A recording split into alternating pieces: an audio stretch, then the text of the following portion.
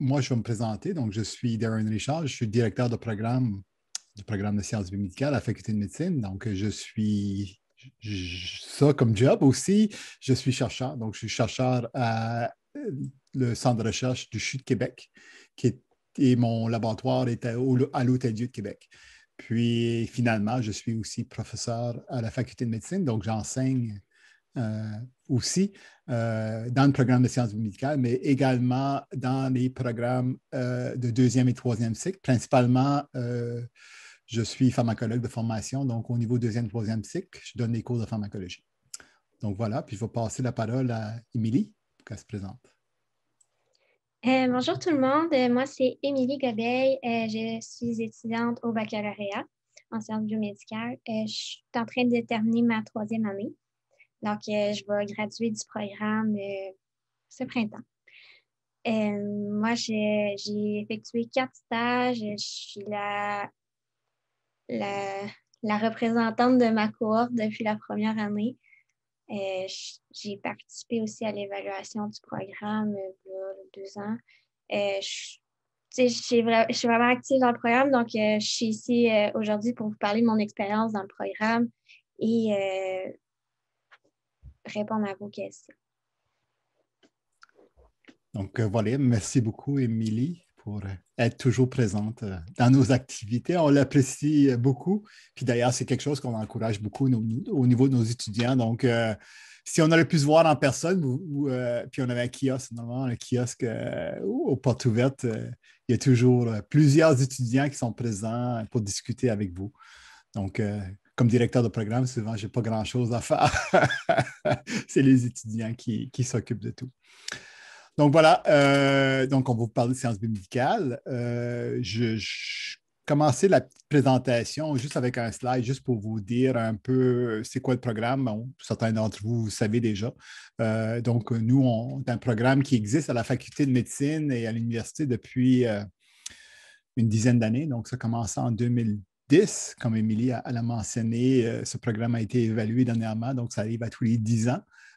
Donc, on a eu une super évaluation. Le programme va très bien. Donc, c'est un programme qui, comme vous savez, la majorité des programmes au Québec, c'est de 3 ans. On a une capacité d'accueil parce qu'on a quand même beaucoup de demandes. D'ailleurs, ça a été posé comme question tantôt. On a autour de 350 demandes par année.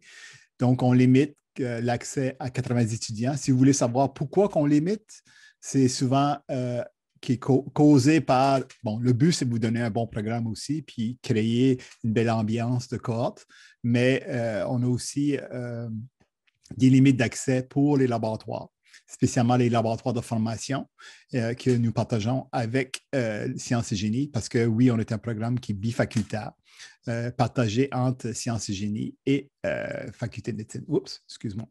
J'essaie de changer un peu mon pointeur, ça ne marche pas bien. Là, je devrais y arriver. Je ne suis pas habitué parce que je suis avec l'ordinateur de mon fils, donc là, c'est un petit peu différent que le mien.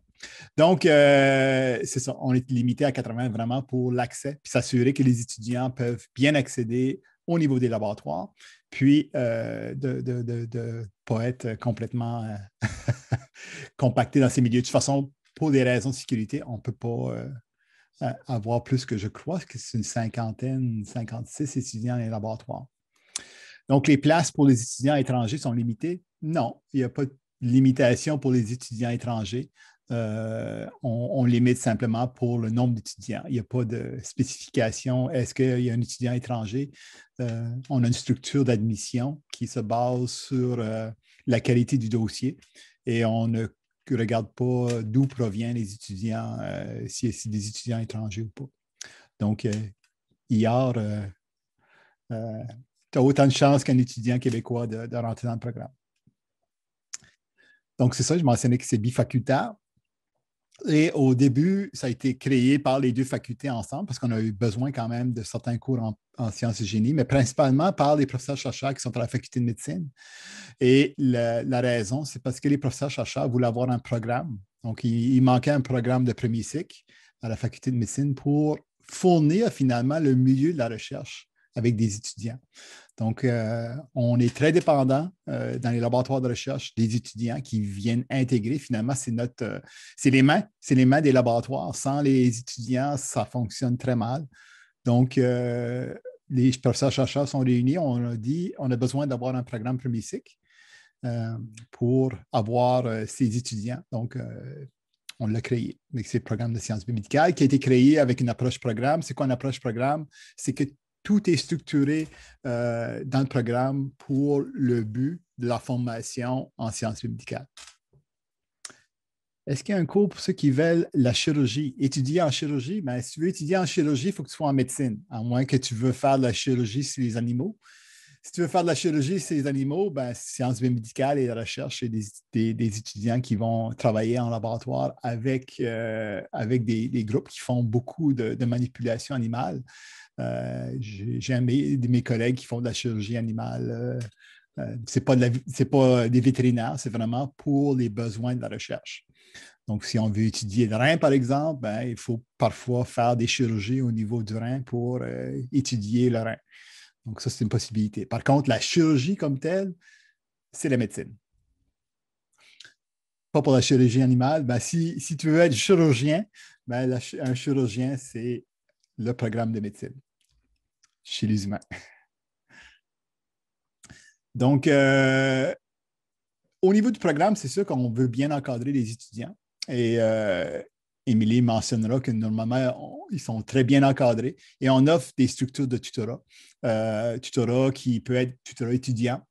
Émilie glissera un mot après que je parle, mais on a aussi du tutorat des profs. Les profs sont très bien sensibilisés, qu'on a besoin d'eux pour les étudiants, pour aider à les guider, soit au niveau de la recherche, mais aussi au niveau de divers choix qu'ils ont à faire, au niveau de leur cheminement dans le programme et potentiellement leur cheminement par la suite aux études deuxième, troisième cycle, qu'ils connaissent très bien aussi.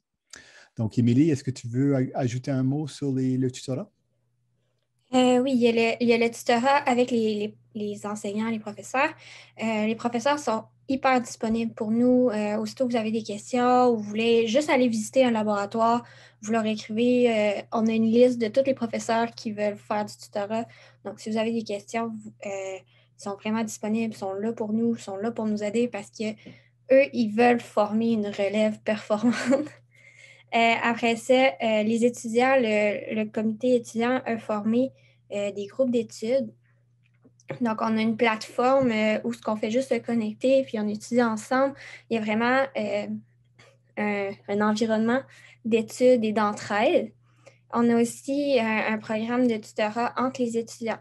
Donc, il y a des étudiants, par exemple, de troisième année qui vont aider des étudiants de première année dans leurs cours, les aider parce que des fois, on a passé par là, donc on est là pour aider les nouveaux.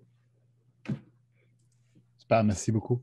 Puis, j'ai oublié de mentionner, si vous avez des questions, vous pouvez lancer des questions dans le chat ou vous pouvez me déranger parce qu'en réalité, vous ne me dérangez pas. Donc, si vous avez des questions qui sont spécifiques par rapport à ce que je suis en train de dire, vous avez besoin de précision, n'hésitez pas à me questionner. Là, j'ai une grande question, là. Émilie, peux-tu le lire parce que ça va prendre du temps, puis tu pourras résumer la situation. Donc, étant donné qu'on a un programme de recherche, on donne des stages. Donc, il y a beaucoup de stages au niveau de la formation. Le but, c'est de vous faire intégrer les milieux de la recherche très rapidement. Et on le fait, donc les étudiants sont payés pour ces stages à partir de la deuxième année. Mais aussi, il y a des étudiants qui le font à partir de la première année. Mais pour nous, au niveau du programme, on verra la structure du programme, c'est obligatoire au niveau de la deuxième année d'intégrer un milieu de la recherche. Et comme Émilie va dire, c'est les étudiants qui trouvent ces milieux de stage et on donne une liste, c'est l'étudiant qui choisit son milieu. Donc, on ne les impose pas. Vous êtes capable de trouver un lieu de stage dans le milieu que vous préférez. Si vous êtes un peu comme Émilie, vous allez changer souvent pour arriver à trouver le bon fit. Et c'est une bonne chose. C'est ce qu'on offre, puis c'est une bonne chose. Par contre, si vous trouvez un milieu qui vous intéresse beaucoup, puis vous pouvez rester, c'est le cas pour certains étudiants. C'est aussi une bonne chose. Donc, on a quand même pas mal de flexibilité de ce côté-là. La possibilité de faire, il y a des étudiants qui vont faire 5 milieux de recherche à travers de leur formation. Donc, tout ça à la fin pour vous offrir vraiment ces expériences de recherche qui sont très importantes pour nous, très importantes pour les chercheurs et les étudiants. Donc, Émilie, la question, est-ce que tu es arrivée à saisir un peu? Oui, mais avant, je vais finir sur les stages d'été, puis Oui, après ça. c'est bon. Ouais, moi, c'est ça, j'ai fait 4 milieux de stages différents, mais c'est pas parce que j'aime pas la recherche, c'est que moi, j'aime ça regarder toutes mes possibilités, puis après ça, choisir. Donc, j'en ai fait un en oncologie, j'en ai fait un en neurosciences, j'en ai fait un en reproduction, puis j'en ai fait un en cardiologie. Puis là, lui, en cardiologie, je fais de la bioinformatique, puis c'est ça que j'ai comme cliqué, puis c'est ça que j'ai aimé. Donc là, j'ai refait mon stage final à cet endroit-là, mais c'est ça, il y a des étudiants qui vont faire presque tout leur stage à la même place parce qu'ils ont trouvé tout de suite c'est quoi qu'ils aimaient le plus. J'ai des amis, ils ont fait 3 stages à la même place. Mais c'est ça, on choisit vraiment notre stage, puis le programme, on fait des soirées réseautage pour discuter avec les chercheurs, puis vraiment, on ne vous laisse pas tout seul. Et je pense que c'est ça l'avantage aussi, c'est que vous choisissez ce que vous aimez. Il y a une grande liste, il y a plus que 200 programmes de recherche. La Ville de Québec, là, il y a beaucoup de sujets de recherche. Puis vous pouvez vraiment aller selon ce que vous aimez et vraiment choisir. On ne vous impose pas de place de recherche. Vous pouvez vraiment aller où ce que ça vous tente. Donc, on va pouvoir répondre à la question. Ça va être difficile à répondre parce que c'est une question un peu complexe, que je pense que même Émilie, tu auras de la misère. Nous, on est de programme de sciences médicales. On ne peut pas parler de comment accéder à d'autres programmes. Est-ce que je peux faire quelque chose puis après ça aller dans un programme Ça, c'est à vous de décider qu'est-ce que vous voulez faire. Puis, mais nous, on ne forme pas les étudiants pour aller en médecine. OK? Je vous le dis tout de suite. Puis, on ne forme pas des étudiants pour aller en pharmacie ou on ne forme pas les étudiants pour aller en médecine dentaire. On forme les étudiants pour performer dans le monde des sciences biomédicales. Est-ce que ces étudiants performent bien dans d'autres domaines? C'est évident. Okay? La recherche, c'est la base de tout. Puis les étudiants qui vont aller vers d'autres programmes, ça va être des excellents étudiants. Puis les autres programmes le savent aussi. C'est pour ça qu'ils viennent chercher beaucoup d'étudiants dans nos programmes. Est-ce que tu peux faire un changement? Puis ensuite, ça c'est à toi de voir. Et moi, je ne pourrais pas répondre. Il y a des choses qu'on ne peut pas faire à cause, il y a un nombre de crédits pour changer de programme et des trucs comme ça. Mais ça, il faut discuter avec les bureaux d'admission dans les programmes spécifiques qui vont vous dire comment que vous pouvez accéder vers leur programme. Moi, tout ce que je peux vous dire, c'est comment accéder vers notre programme. On connaît les conditions d'admission dans notre programme. OK? Puis là, ben, il y a encore une autre question pour médecine. Oui, c'est un programme que vous pouvez aller vers la médecine. Il y a plusieurs de nos étudiants qui le font. Et ça fait des excellents médecins. Même les médecins vous diront qu'un étudiant qui a une formation en sciences médicales, qui va aller faire la médecine, ça va être des excellents médecins. Ils vont être capables de faire de la recherche parce qu'ils vont avoir touché à la recherche et c'est souvent le cas. Donc, oui, vous pouvez accéder. Quelle est la principale différence entre les programmes de sciences biomédicales et les bacs plus spécifiques comme la biochimie, microbiologie, etc.? Il n'y en a pas beaucoup de différences. La différence, c'est que la microbiologie, la biochimie et la biologie regardent ces sciences-là d'une manière dans un tout. OK? Donc, ce n'est pas ciblé sur l'humain. Donc, ça va être biochimie, toutes les espèces et les plantes et tous les organismes qui existent sur la Terre. Microbiologie, un peu la même chose. Biologie, un peu la même chose. Oui, vous pouvez vous spécialiser, vous intéresser vers la biologie humaine ou la biochimie humaine ou la microbiologie qui est appliquée à l'humain, l'immunologie et autres. Donc, c'est un peu différent. Tandis que nous, on va tout se concentrer vraiment au niveau de l'humain. Ça ne veut pas dire que vous ne pouvez pas faire des cours qui touchent un peu d'autres domaines. Mais c'est vraiment, le programme est structuré pour les sciences biomédicales qui sont basées sur la pathologie humaine. Donc, c'est ça la grande différence. Mais si, par exemple, comme chercheur, si on me demande, est-ce que tu préfères avoir un étudiant en biochimie, en microbiologie, en biologie ou en sciences biomédicales? En réalité, ils sont tous des bons étudiants. Je connais les programmes. c'est tous des bons programmes. Donc, il y a des excellents étudiants en microbiologie, biochimie et biologie. Biologie, c'est un petit peu plus large. Les étudiants ont tendance à avoir une vision très, très large. Ça, c'est la seule chose que je vois. Biochimie et microbiologie, j'en ai formé plusieurs étudiants. Au cycle supérieur, c'est des excellents étudiants. Et leur cheminement aussi, très semblable. Ils font beaucoup de stages. Ils font beaucoup de stages dans les milieux de recherche que Émilie vient de mentionner parce que, oui, Québec, c'est très riche en recherche. J'irai même au-dessus du chiffre qu'elle a donné. Il y a 360 quelques chercheurs à la faculté de médecine. Donc, c'est quand même assez, il y en a beaucoup, c'est assez large. Et on accueille des étudiants en biochimie, microbiologie, en bio. Donc, c'est des programmes qui se comparent, des excellents programmes. On a cette chance-là quand même à l'Université Laval. Donc, ça va? Une autre différence aussi, c'est, je dirais, le nombre d'étudiants. Je ne sais pas si... Oui, le nombre d'étudiants, ça varie. Hein. Il y a des années, ça dépend du programme. Je dirais que le programme qui va chercher le plus d'étudiants, c'est biologie. Après ça, biochimie et microbiologie, c'est un nombre qui est un petit peu plus inférieur, peut-être plus semblable à nous, un petit peu plus... mais c'est des belles cohortes. Il y a aussi la question de dire qu'en biochimie, ils peuvent être membres d'un ordre professionnel. C'est l'ordre professionnel des chimistes et biochimistes, qui est un peu différent. Est-ce qu'il y a un avantage pour certains domaines? Oui. D'être biochimiste et faire partie de l'ordre, ça peut avoir un effet. Mais moi, je suis biochimiste de formation. Donc, j'ai fait mon bac en biochimie. Je n'ai pas été membre de l'ordre, puis ça ne m'a jamais empêché de faire ce que je voulais en recherche. Mais c'est plus spécifique dans certains laboratoires qui vont demander ça. C'est très, très spécifique au domaine de la biochimie. Mais comme j'ai dit, c'est même pas la biochimie, c'est l'ordre des chimistes qui ont l'ordre des biochimistes avec l'ordre des chimistes. Donc, vous voyez, ce n'est pas nécessairement spécifique au domaine.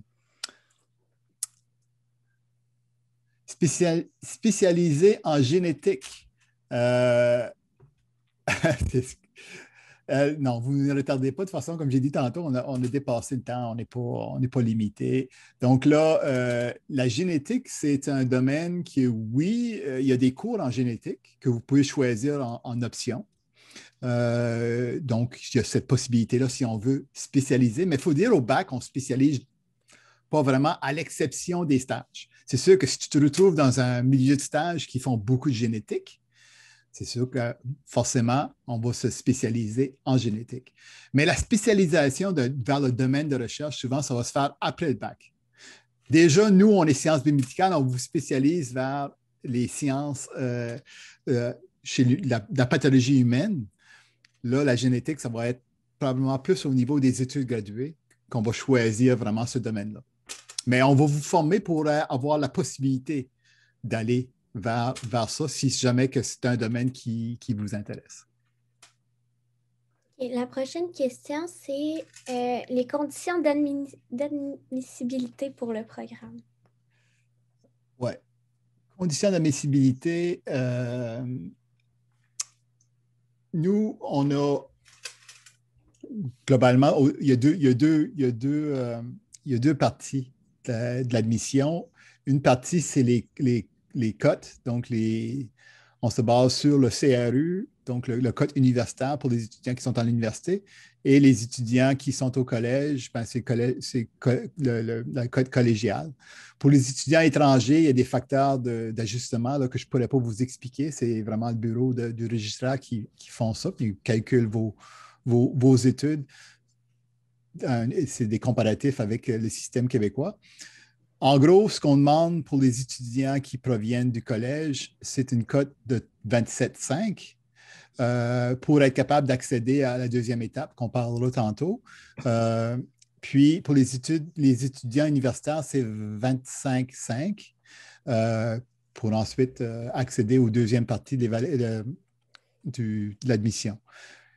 Pour les étudiants qui ont des passerelles au cégep, il y a aussi une cote, je pense que c'est 25,5 aussi pour votre structure de passerelle. Là. Et ensuite de ça, il y a la deuxième étape. C'est quoi la deuxième étape? C'est l'examen Casper. Pour certains d'entre vous, vous savez, si vous avez déjà essayer d'autres programmes qu'il utilise. C'est un examen de caractéristiques personnelles. Puis le but, c'est d'être capable de faire une cohorte qui est intéressante. Puis l'autre côté de la médaille, c'est qu'on veut pas simplement se baser sur les notes pour permettre aux étudiants d'accéder. Donc, on va aller chercher un petit peu plus large, mélanger les listes, puis aller chercher des bonnes personnes pour former nos cohortes. Parce qu'on trouve que c'est très important pour la cohorte d'avoir des bonnes personnes pour être capable de cheminer dans leur formation. Puis aussi, au niveau de la recherche, on trouve que c'est des points importants d'avoir des bonnes caractéristiques personnelles pour être capable de bien intégrer les milieux de la recherche et les carrières des sciences biomédicales. Voilà. Si j'ai été refusé en biologie, c'est toujours possible, mais c'est sûr que les codes sont différents. En biologie, ils acceptent tout le monde, à peu près. Mais en sciences biomédicales, on a une cote seuil. Donc, si ton dossier atteint la cote seuil, oui, c'est possible d'être admis. Et tu te déplaces pour des cégepiens versus universitaires, c'est au prorata. Donc, dépendamment du nombre d'étudiants qu'on a qui proviennent des deux différents milieux, donc on prorata pour le nombre d'admis. Donc, notre cohorte va correspondre au pourcentage de chaque groupe. Ça finit par ça. Ça, c'est dans les règles, on ne peut pas changer ça. Donc, annuellement, c'est autour de 75-25. Donc, 75 des cégepiens, 75 puis 25 d'universitaires. Mais ça varie. Est-ce que j'ai oublié quelque chose, Émilie? Non, ça va. C'est bon. Ça va? Peut-être que la personne, si elle a été refusée en biologie, c'est parce que peut-être qu'elle ne correspondait pas aux critères d'admissibilité, comme avoir fait des cours Oui. en sciences de la nature et des choses comme ça. Fait que c'est peut-être pour ça. C'est sûr que c'est des situations qui sont particulières et vous verrez aussi tous les préalables qui sont nécessaires pour accéder. Parfois, ce que les étudiants vont faire, ils vont être admis dans un autre programme, que ce soit les études libres en biologie, en biochimie ou en microbiologie, pour faire certains préalables scientifiques, donc les cours préuniversitaires qu'on appelle, pour être capable ensuite de ça d'accéder vers d'autres programmes qui ont besoin de ces préalables. Dans le programme de 3 ans, à comparer à d'autres universités, par exemple, d'où je viens, ailleurs au Canada, originalement, c'est des programmes de 4 ans. Mais le pré-universitaire se fait dans la première année, tandis qu'au Québec, le pré-universitaire se fait au niveau du collège pour ensuite que les étudiants arrivent qui sont quand même dans des cours assez avancés, assez spécifiques lors de leur première année. Ça va pour tout le monde? Je pense que je n'ai pas manqué de questions. De toute façon, c'est OK. Bon, c'est bon. OK. Donc, je vais ensuite passer aux structures du programme. Oui, si je peux y arriver, parce que là, j'ai comme 5 fenêtres ouvertes sur mon truc. Donc là, la structure, je pense que je vais te laisser, parce que tantôt, j'ai beaucoup parlé, puis j'ai pas assez laissé Émilie parler. Donc là, je vais la laisser présenter les premières années, puis on parlera des stages par la Tu suite. rajouteras des trucs. Le programme, on pourrait comme le séparer en deux moitiés. La première moitié, c'est vraiment la première. Oh, là, je ne peux pas pointer, mais ouais. Avant les petits points, que c'est pas mal plus des cours théoriques, vraiment plus des cours aussi d'initiation à des méthodes de laboratoire. C'est comme on apprend un peu la santé humaine, on apprend le corps humain, on apprend comment que le corps fonctionne normalement, pour qu'après ça, à l'autre moitié, là, on apprend vraiment les maladies, les pathologies et vraiment qu'est-ce qui arrive quand on désactive, par exemple, une petite protéine, qu'est-ce que ça va faire dans le corps humain. Donc, la deuxième partie, c'est plus ça et d'appliquer tout ça lors des stages. Donc, la deuxième moitié, c'est la partie le fun. C'est là que je suis, là. Mais c'est là qu'on applique nos connaissances. Donc, à la première année, il y a le cours de corps humain, qui est le cours où on apprend de l'histologie, de la physiologie, de l'embryologie. Et on a même une initiation, on va dans un laboratoire d'anatomie. Donc, on voit vraiment, ben là, c'est des cadavres, là, mais on voit le corps humain. Moi, j'ai vraiment aimé ça parce que je suis une personne visuelle. Donc, on fait vraiment juste de l'observation. Donc, si jamais, je ne veux pas vous faire peur, là, on fait juste regarder. Après ça, il y a ouais, c'est ça, des cours comme biochimie, laboratoire de biochimie, profession en sciences biomédicales. Ça, c'est un nouveau cours qu'on rajoute dès l'année prochaine. Parce que souvent, les étudiants, on se demande qu'est-ce qu'on va faire après le baccalauréat. Puis ça, c'est c'est sûrement une des plus grosses questions existentielles que toutes mes amies ont eues dès la première année. Donc là, on a décidé de rajouter ce cours-là.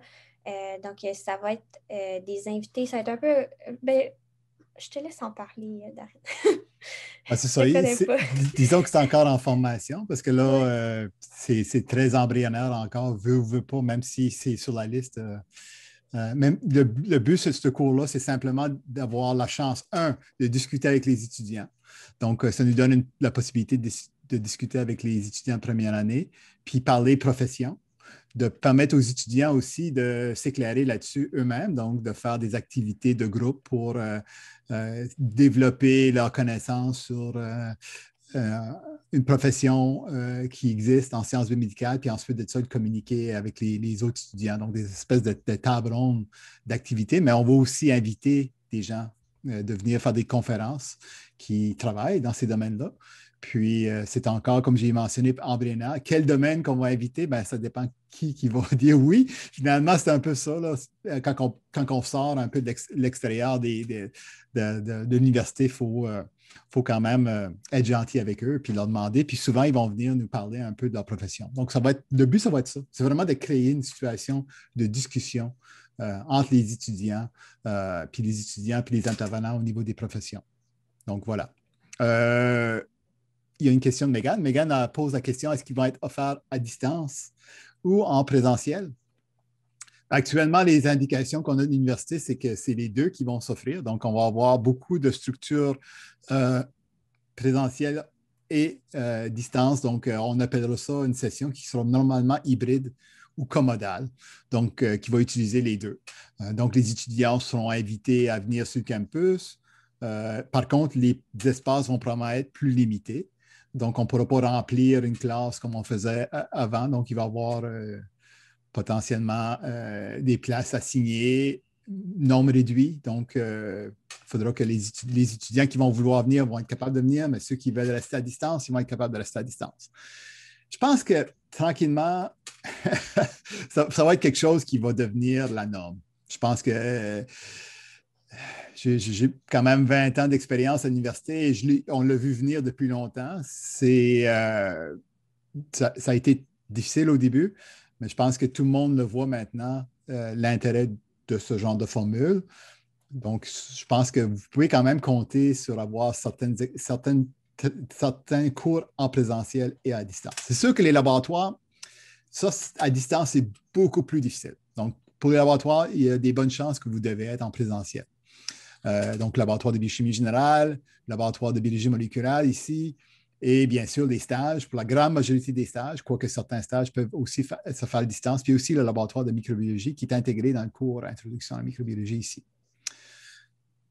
Mais bon, pour la prochaine session, tout indique que ça va être pas mal hybride. Mais ça peut changer. Ça peut changer très rapidement, comme vous savez. Ouais. Puis il y a des cours, par exemple, qui sont tout le temps à distance. Là. Ça, Oui, c'est comme moi, j'ai fait biochimie structurale, le premier cours, oui. à distance. Après ça, Il y a des cours à option, beaucoup qui sont à ouais. distance. Il y a le cours de méthode statistique que de plus en plus va être à distance aussi. Là. Je pense que les profs apprécient bien cette possibilité-là. Les C'est comme autres un mélange cours, des deux. oui, c'est un mélange des deux. Finalement, je pense qu'à l'Université Laval, on avait déjà cette possibilité-là que les étudiants pouvaient faire quand même une partie de leur formation à distance. Je pense que vous allez le voir plus, mais il va toujours avoir le cours de profession, ça va être hybride. Donc, je vais vous amener en classe, mais peut-être que la personne qui va intervenir va être à distance. Mais c'est correct. Mais ça va être une téléconférence. Vous allez être là. Ça va vous donner la possibilité de se rencontrer, se voir, mais la personne va être à distance. Ça va, Megan? Est-ce que ça t'inquiète? Tu demeures à l'extérieur du Québec, tu voulais savoir s'il est nécessaire de déménager. Ben, à un moment On peut donné, tu n'auras pas t'auras revenir pas, l'année prochaine, attends. t'auras pas le choix. À mon avis, tu n'auras pas le choix. Tu ne pourras pas tout faire le programme à distance. Et il y a des cours que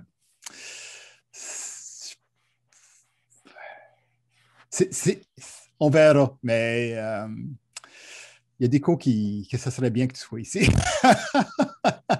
Ouais, pense mais que les laboratoires, ben, les c'est un laboratoires, on n'a pas le chial. choix. Mais il y a des Ouais. étudiants qui voyagent pour ça.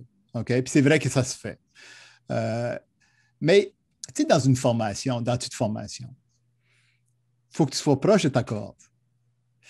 J'ai un petit peu de difficulté à avoir une dynamique de cohorte qui va se faire sur Zoom. On l'a essayé cette année, ça va, mais c'est pas optimal. Et je dois te dire, Megan, que dans le monde de la recherche, oui, on peut faire des choses sur Zoom, mais c'est bien que moi et Émilie, on peut se parler face à face. Puis on a bien hâte de le faire.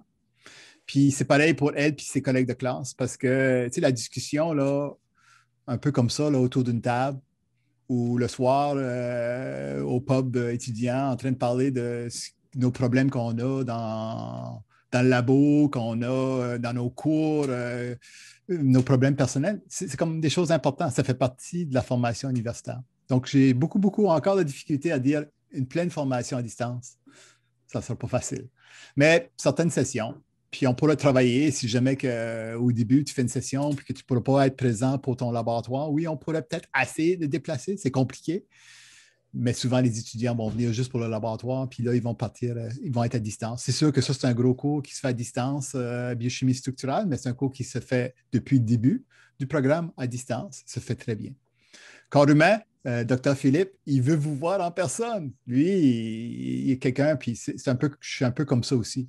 J'aime bien vous voir à distance, mais j'aime beaucoup vous voir en personne. Donc, je ne sais pas si ça répond à ta question, mais bon, c'est un peu la réalité des études universitaires. Aussi, notre association étudiante, on fait souvent beaucoup d'activités en présentiel et on a vraiment un programme où ce que tout le monde est proche et on travaille ensemble, on s'entraide. Donc, c'est tout le temps un plus de se voir et de faire des liens. Et c'est vraiment quelque chose qui est à faire. Puis même qu'on a rajouté le cours profession aussi pour permettre aux étudiants de première année de plus se voir. Parce que biochimie structurale étant à distance, on se voyait comme juste 1 ou 2 fois par semaine pendant un cours. Donc là, les gens vont pouvoir se voir 3 fois par semaine, puis on va organiser des activités aussi. Donc, c'est vraiment de créer des liens pour pouvoir travailler en équipe. C'est un des objectifs du programme aussi, c'est de développer ce travail d'entraide-là aussi, parce que la recherche, vous allez le voir sur des articles scientifiques, il y a plusieurs noms. Il n'y a pas juste un auteur, c'est des gens qui travaillent ensemble, qui s'entraident. Puis c'est ça le succès. C'est ça le secret de la réussite. Ouais, puis en recherche, on pourrait vous dire qu'il y a beaucoup de Eureka qui ont été découverts sur le bord de la table. C'est pas tout, c'était pas tout planifié. On travaille dans le labo, puis on trouve, non, c'est rencontrer dans le couloir, discuter avec quelqu'un qui te donne une idée que tu n'avais pas, puis que cette idée-là amène l'Eureka qui peut changer le monde. C'est drôle à dire, là, mais c'est la réalité. C'est un peu la réalité. Puis faire ça sur Zoom, c'est peut-être un petit peu plus compliqué. Mais bon, on s'arrange, ça va quand même bien, mais c'est pas toujours optimal. OK, donc tu veux-tu continuer, Émilie? Mhm. Tu veux parler des stages? Ouais. Puis de la session intensive. Ouais, la session Ouais. intensive, ça, c'est. Je vais te laisser. Je vais finir avec la première moitié, que c'est ça, vous voyez, vous êtes capable de lire les noms. C'est vraiment de tout un peu les domaines. On touche vraiment à tout ce qui touche les sciences de la vie, mais surtout les sciences de la santé. Euh, la personne qui voulait faire de la génétique, là, tu vas l'aimer, génétique moléculaire. C'est vraiment un cours, c'est de la génétique. Ben, pas pure, là, mais De presque. base. OK. Fait que là, après les 3 petits points, là, c'est le début de ça, c'est à la deuxième année, l'hiver de la deuxième année. Oui. Il y a la session intensive. Là, vous voyez, il y a une belle liste de cours, mais on ne les fait pas tous en même temps. C'est une session intensive qu'on va faire un cours pendant 3 semaines. Juste ce cours-là, vraiment se concentrer sur ce cours-là. Après ça, on passe à l'autre. Comme ça, pour toute la session. C'est des cours qui sont vraiment axés sur des domaines qu'on retrouve de la recherche. Et ces cours-là sont donnés par des chercheurs. Donc, c'est des spécialistes de leur domaine. Ils viennent nous parler vraiment. À la fin du cours, là, tu as vu pas mal la base pour savoir travailler dans ce domaine-là. Si jamais vous voulez faire un stage, là, vous êtes bien parti. Ils vous donnent vraiment des bonnes bases. Et ils parlent vraiment aussi de la recherche actuelle. On ne parlera pas de... Ben, des fois, il y a des historiques, là, mais c'est vraiment des cours qui sont mis à jour là, la veille, mettons. Et c'est ça, on voit vraiment un bel éventail de pathologies. Je pense que Darren, tu voudrais rajouter quelque chose? Non, non, mais Non? c'est vraiment ça, hein. Donc, Ouais.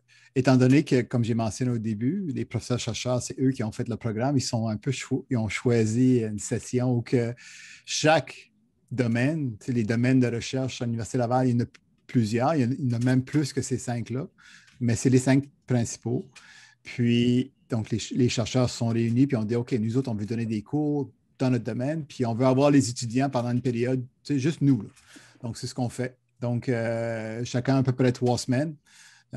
Puis, on on fait venir les spécialistes qui vont vous parler des différents aspects de la maladie immunitaire. Je sais qu'Émilie, elle a parlé que quand elle l'a fait, elle a eu Kobinger qui a parlé de COVID la journée que c'est sorti en Chine qu'il y avait un problème. Donc, c'est aussi actuel que ça. J'ai mentionné que dans mon domaine, il avait reçu le prix Nobel. Puis quand ils ont reçu le prix Nobel, ben, j'avais mon cours à donner le matin. Donc, j'ai capable de dire, ben, dans mon domaine de recherche, ils ont eu le prix Nobel ce matin.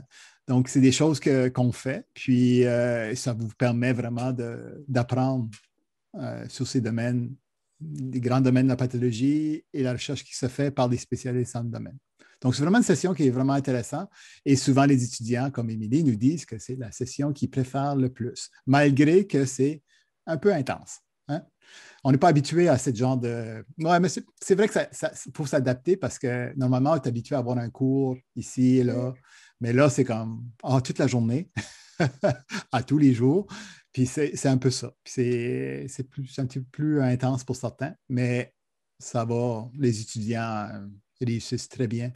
Puis je pense que c'est aussi une transition entre certaines manières d'apprentissage de grands groupes, parce qu'on a vers un apprentissage, quoique le groupe quand même est assez important, mais quand même qu'on prend le temps de permettre aux étudiants de discuter, communiquer, de se connaître entre eux et connaître la personne qui leur parle. Ce n'est pas juste un prof qui est là pour vous domper de l'information puis partir. Et on essaie de le garder disponible pour la possibilité de discuter avec lui de ses intérêts de recherche. Et non, comme Amélie a dit, souvent les profs aussi, ils savent, hein, c'est la place que, juste avant le stage d'été, là, peut-être que si je dis les bonnes choses, que l'étudiant, il y a des étudiants qui vont s'intéresser à ça pour venir faire un stage dans mon labo. Donc, il y a déjà des profs qui m'ont dit, parce que j'enseigne ici, bon, hey, toi, tu es capable d'aller chercher des stagiaires. Hein, on sait bien, là, moi, je n'enseigne pas là, je ne suis pas capable d'aller chercher des stagiaires. Donc, c'est quand même la possibilité est quand même bonne pour se faire valoir notre domaine. Et ils le font. Ouais, et quand on vous dit spécialiste, là, souvent tu écoutes les nouvelles le soir, tu vois ton professeur. Ou genre, tu écoutes Découverte, tu vois un chercheur qui te donne un cours. Donc, tu sais, c'est vraiment intéressant, c'est vraiment plaisant. Donc, après ça, ouais, je vais continuer. Ouais, je continue. On a le stage d'été obligatoire. Il y en a un qui n'est pas obligatoire à l'été la Oui. première année.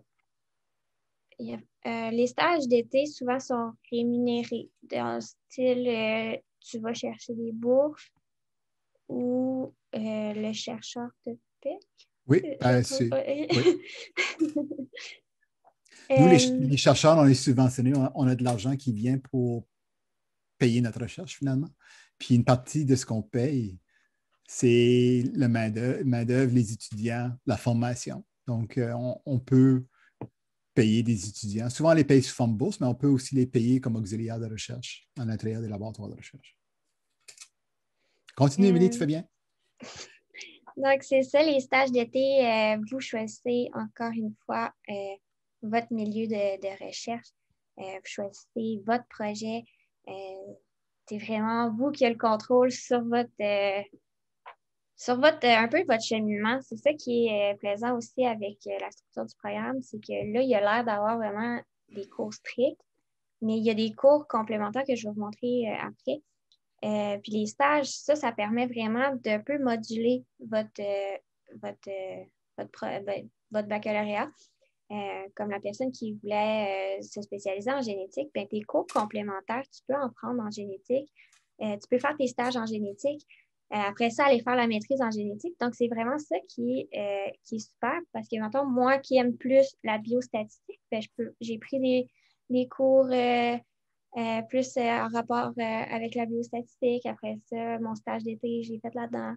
Mon stage final, je l'ai fait là-dedans. Donc, tu sais, c'est tellement tout le monde a un peu dans le programme un parcours différent. Ça, c'est vraiment un beau plus. Là, il y a aussi la session d'automne de la troisième année qui est les champs d'immersion.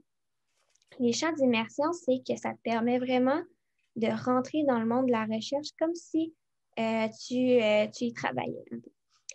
Il y a plusieurs possibilités. À l'automne, ils nous proposent 4 choix parmi les 8. Donc là, tu dis tes préférences. Moi, j'ai eu la chance d'avoir mon premier choix. Pas mal que tout le monde réussit à avoir son premier choix. Par exemple, moi, je suis allée en neurosciences.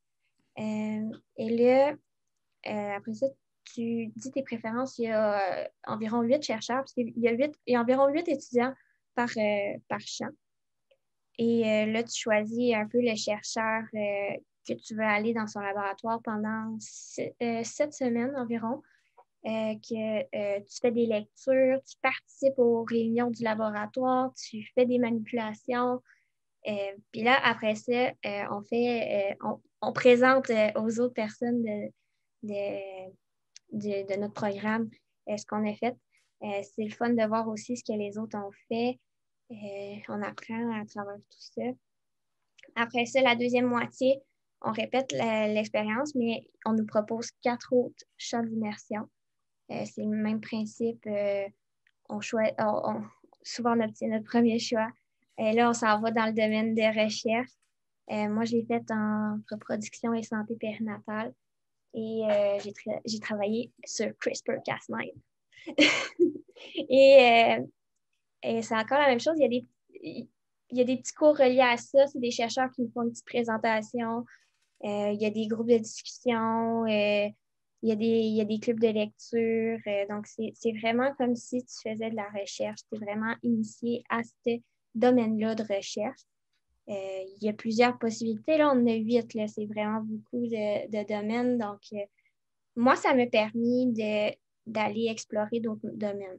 J'ai fait exprès d'aller dans des domaines que j'avais jamais vraiment vus. Donc, ça m'a permis d'élargir mon éventail et de me dire, ah, j'ai déjà vu ça, c'est plaisant.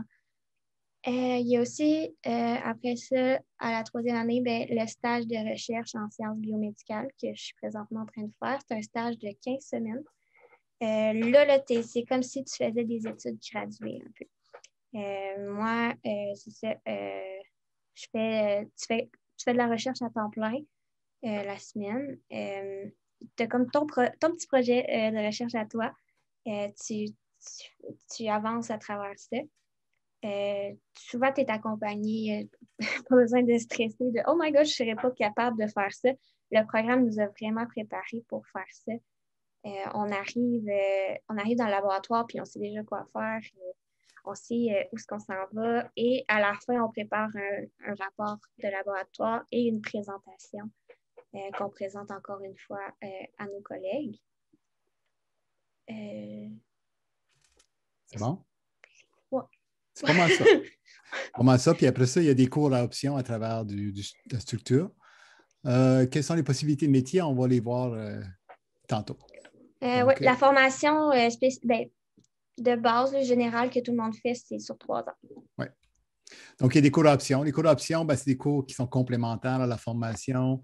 Là, on les a mis à travers les différentes sessions, mais ça peut être modulé aussi, dépendamment du besoin. Il y a des étudiants qui en font l'été.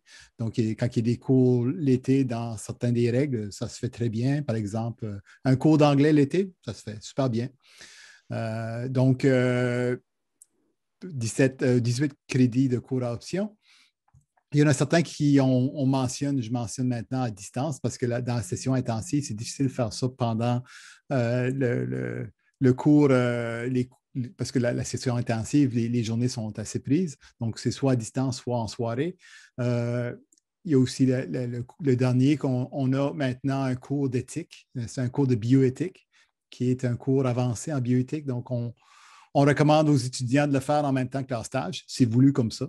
Donc, c'est des notions d'éthique avancée en recherche qui sont vues. Donc, c'est pour ça qu'on le met, cette option en même temps que le stage final. Et quelles sont ces règles d'éthique? Ben, il y a 5 règles. Donc, il y a les règles de langue, il y a les règles d'éthique, donc cours d'éthique. Des cours de communication scientifique, parce que c'est essentiel de savoir communiquer la science, même si qu'on travaille. En sciences et en recherche, il faut être capable de communiquer. Il y a des cours hors discipline, donc on peut vous faire jouer dans d'autres disciplines hors des sciences biomédicales pour élargir un peu vos intérêts, vos horizons. Donc, quels cours qui peuvent rentrer là-dedans? Ben, un peu de tout. Hein. Il y a des cours qui font il y a une liste qui est suggérée, mais en réalité, c'est vraiment la règle qu'on peut mettre des cours de musique, des cours, il y a d'autres cours de langue qui peuvent rentrer là-dedans. Il y a des cours de formation en psychologie, en sociologie, en finance, autres. Donc, tout ce qui n'est pas dans les sciences médicales. Puis, le dernier règle, c'est les cours d'option disciplinaire dans les sciences biomédicales. Les sciences biomédicales sont très larges, mais il y a des cours, la liste est présente. On peut faire des cours de génétique avancée, on peut faire des cours de manipulation animale, de biochimie, de chimie ou autre. Donc, c'est quand même aussi assez large. Donc, on a 3 crédits, 6 crédits pour les hors disciplines. Donc, voilà, je pense que j'ai tout dit. Pour la liste, vous pouvez aller sur le site web pour voir les différents cours qu'on vous propose. Les carrières. Donc là, on arrive dans les carrières. Puis je pense que ça te tente-tu de le faire, Émilie? Ou tu préfères que je le fasse? Non, je pense que tu Je connais suis plus mieux. que moi. Mais ce qui arrive en sciences biomédicales, dans les carrières, c'est que c'est très large. OK? Donc, vous n'êtes pas dans un programme qui forme pour une profession. Quand on parle de profession, quoi, pharmacie forme pour être pharmacien. La formation, elle est comme ça. Assez rapidement, ils vont mettre les étudiants dans des situations cliniques. Comment interagir avec des clients. En médecine, c'est la même chose. Ils vous forment pour être médecin. Comment interagir avec des patients. Nous, on forme pour la recherche, puis on forme pour tous les domaines possibles de la recherche, puis vous pouvez comprendre qu'il y en a beaucoup. On ne peut même pas tous les identifier ici, puis souvent, il y a une certaine redondance dans les différents domaines, donc soyez pas surpris si vous êtes mélangés. Vous n'êtes pas les seuls. Et la raison, c'est parce qu'il y en a plusieurs.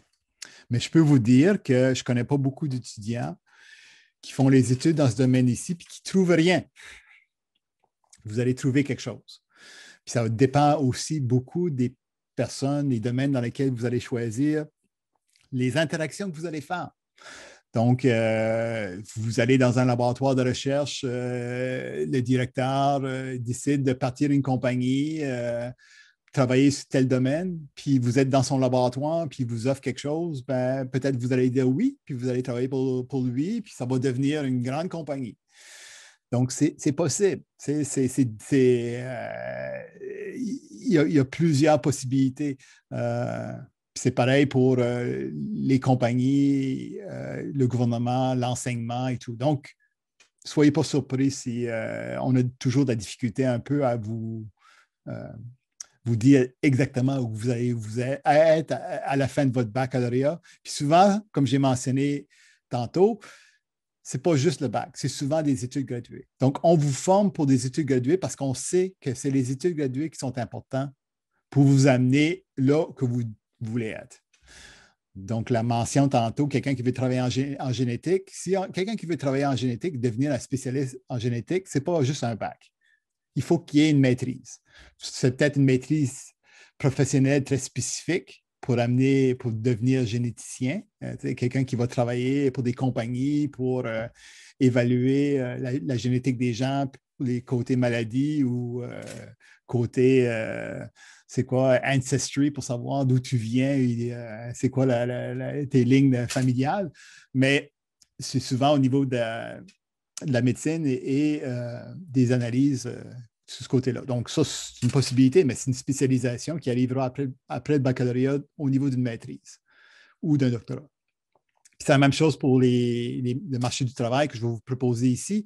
Il y a beaucoup que ça va prendre une maîtrise ou un doctorat. Très peu qu'on peut accéder directement à partir du baccalauréat.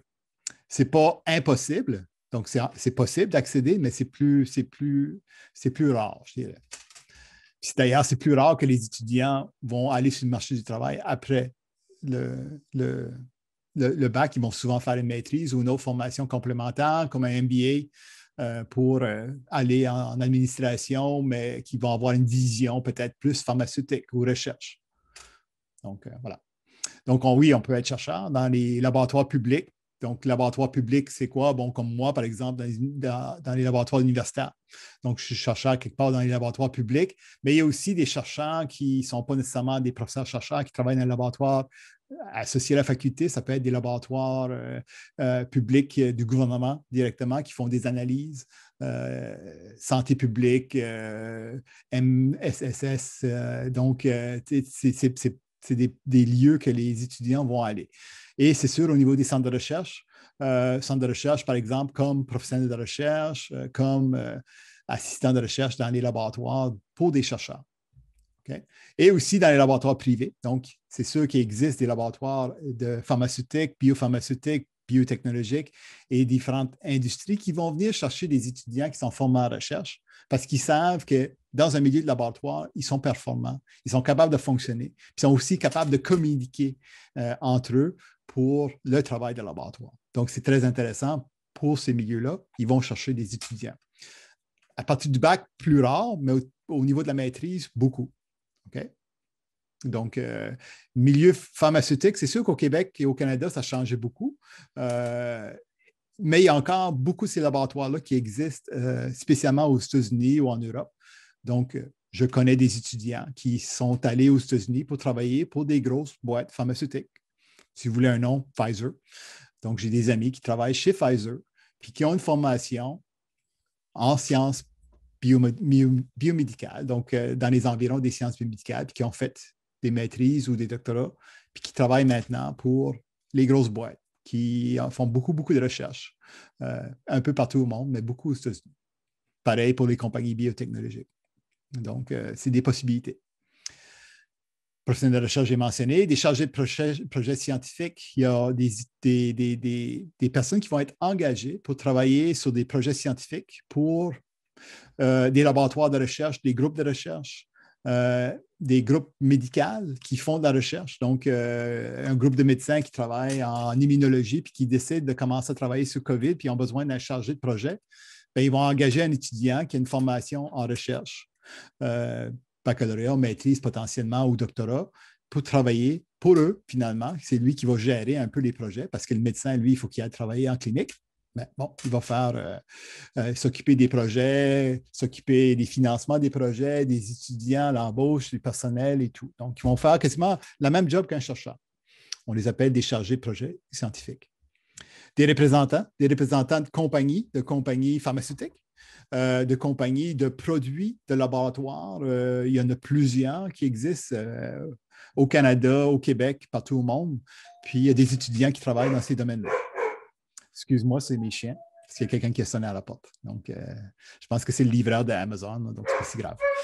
Donc, de gestion de laboratoire puis d'industrie pharmaceutique. Donc, il y a des personnes qui s'occupent des interactions entre la recherche et le milieu pharmaceutique et médical. On les appelle comment est-ce que je dis tantôt, des liaisons scientifiques. Donc, des liaisons scientifiques vont faire ce lien entre la recherche, la pharmaceutique, la boîte pharmaceutique et les médecins pour s'assurer que les projets se font. Il y a un besoin de recherche dans quelques domaines. Les médecins ont besoin de connaître la recherche ou ils ont besoin de connaître des spécificités par rapport aux pharmaceutiques, puis travaillent là-dedans. J'ai plusieurs de mes amis, de mes collègues qui travaillent là-dedans et des étudiants qui étaient dans le programme qui sont maintenant devenus des liaisons scientifiques. C'est un domaine avec beaucoup, beaucoup de demandes parce que c'est important. Puis on a parlé tantôt de la communication scientifique. On peut voir comment est-ce que la communication scientifique est importante parce que pour être capable de discuter avec des médecins, des gestionnaires de compagnies pharmaceutiques qui connaissent juste peut-être l'argent puis la science, c'est un peu moins bien, pas clair pour savoir est-ce qu'on travaille là-dessus ou là-dessus. Les gens en sciences qui ont une bonne formation en sciences deviennent très importants. Bon, des conseillers scientifiques dans tous les domaines, spécialement au niveau du gouvernement, il y a beaucoup de conseillers scientifiques, rédacteurs scientifiques, des gens qui écrivent pour des journaux, pour la télévision, pour des journaux qui sont plus spécifiques. On a parlé tantôt de découvertes. Il y a des rédacteurs scientifiques qui proviennent du milieu scientifique, qui ont une formation dans les sciences de base, de biomédicales ou autres, qui sont rédacteurs scientifiques. Professeur, enseignant, chargé de cours, devenir comme moi, c'est possible. Ça prend plusieurs années d'université, mais c'est aussi possible. Enseignant secondaire, cégep, beaucoup. Au niveau du cégep, il y a beaucoup d'étudiants qui proviennent de ces programmes qui deviennent enseignants au cégep. Chargé de cours aussi pour enseigner à l'université. Il y a des facultés qui engagent des chargés de cours pour aider les professeurs à donner leurs cours aux étudiants. Donc voilà, c'est pas mal un survol. Il y en a d'autres. Il y a tout le milieu éthique, on a parlé tantôt, qui est un grand, grand milieu actuellement. Il y a le milieu légal dans lequel les scientifiques sont demandés pour travailler avec des avocats, pour discuter, faire comprendre certains problèmes. Santé Canada engage beaucoup, beaucoup de monde. Il y a aussi l'INES qui engage beaucoup de personnes aussi à Québec. Donc, Santé Canada, c'est plus à Ottawa. Donc, simplement vous dire qu'il y a beaucoup, beaucoup de possibilités. Il ne faut pas penser que si je veux devenir chercheur ou je vais aller travailler dans un labo, là, il y a pas mal de possibilités. Puis vous allez voir, si vous venez dans le bac, on va essayer d'aller chercher des étudiants qui ont différentes perspectives, puis ils vont faire comprendre que les horizons sont assez larges. Ça va? Est-ce qu'il y a des questions par rapport à ça?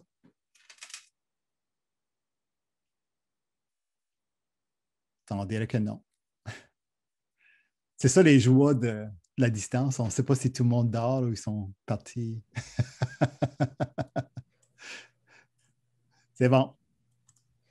Si jamais vous avez des questions que ça ne vous tente pas d'écrire ou quoi que ce soit, vous pouvez activer votre micro, là, ça va nous faire plaisir. Donc, après ça, il y a des questions de recherche, mais je ne pense pas que je vais aller là-dedans. On a quand même dépassé notre temps, là. Sachez que la recherche à Québec, c'est quand même un milieu qui a beaucoup, beaucoup d'intervenants. À la faculté de médecine, je l'ai mentionné tantôt, 350, 360 chercheurs. Beaucoup, 5 grands centres de recherche. Il ne manque pas de milieu, spécialement pour les étudiants. Pour être capable d'accéder à ces milieux-là, c'est très demandé. Il y a des chercheurs qui nous appellent à tous les jours pour vouloir accueillir nos étudiants. Des étudiants comme Émilie, là, si elle se met sur le marché, elle va avoir plusieurs offres. Mais je pense qu'elle a quand même bien trouvé son milieu. C'est ça qui est le fun, c'est que les étudiants ont la possibilité de bien trouver ce qu'ils aiment. C'est le fun de voir comme directeur de programme, voir les étudiants qui s'orientent et qui trouvent qu'est-ce qu'ils aiment. Puis tu les vois après ça qui sont très contents de leur choix.